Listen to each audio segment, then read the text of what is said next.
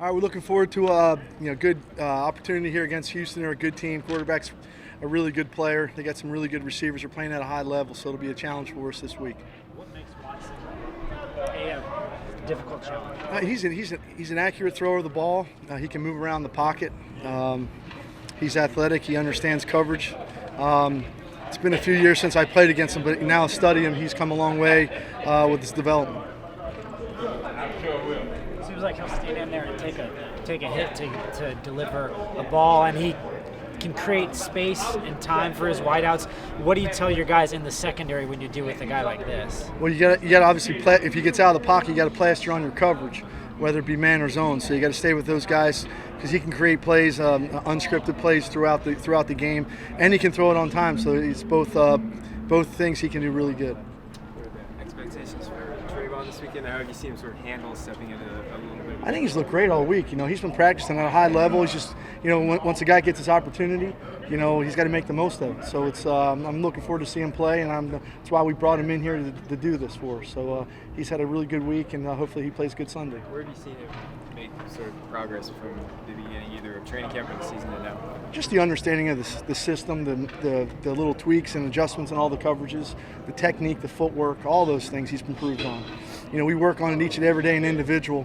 The fundamentals, everything. I'm big on the fundamentals, and the fundamentals that the corner position needs is really the footwork, the press footwork, the hip turn, get the eyes back to the ball, and then in zone coverage, having good zone awareness, route concepts, and things like that. So he's done a good job with that.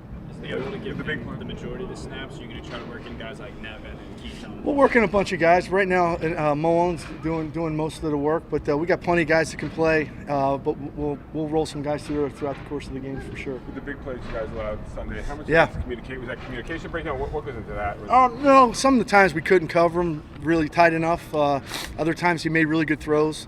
I told the players that we had 9 with the league's calls explosive plays. We had 9 in that game. It's way too many. We had 6 in the Chicago and the Indianapolis game combined, and we had 6 in 2 games, 9 in 1 game. When you're playing against Aaron Rodgers, you're just asking for it. If you're not tight in coverage, and he stuck some balls in there, I give him credit, but we just didn't cover and rush good enough and complement against a guy like that. We just didn't play good enough. Well, what are you getting out of Cleveland so far? What are you seeing out of him? Well, he's done a good job both on first down on the edge, and he's rushed someone inside. Now in London he was sick and he lost some weight, so he's getting his weight and his strength back, and he's had a good week this week. We're going to get him some opportunities on the edge, inside, a walk around, things like that. So I think he's, again, a rookie player who's learning each and every week what this thing's about, and hopefully he can continue to progress. You said yesterday that his biggest challenge is not knowing what he doesn't know. So correct. Is that kind of a cerebral approach to? Yeah, it's like every week. Hey, what does this offense look like? What does that offense look like? Who is this guy that I'm going against?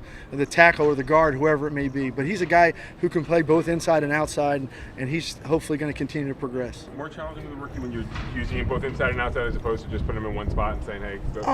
No, he's a smart guy, and if you look at his film in Clemson, he played on the edge, he played inside, he played over the center sometimes. So he was a versatile guy, which is why we liked him, and so he can handle those things. He's very smart. He studies good, and he's been prepared to do most of those things for us. Is the moving trying to figure out where he fits best, or is that more out of just maximizing the different things? We're trying to get our best guys on the best matchups in nickel. That's really what it is. So some of the guys who play a lot on nickel, some of the guys who play a lot on first and second down. We may put 4 ends in there on third down for say, maybe not only 2 ends on first and second down. So we just got to continue to roll those guys through, keep them fresh as possible, because we need to rush this guy this week because he's gonna run around a little bit in the pocket.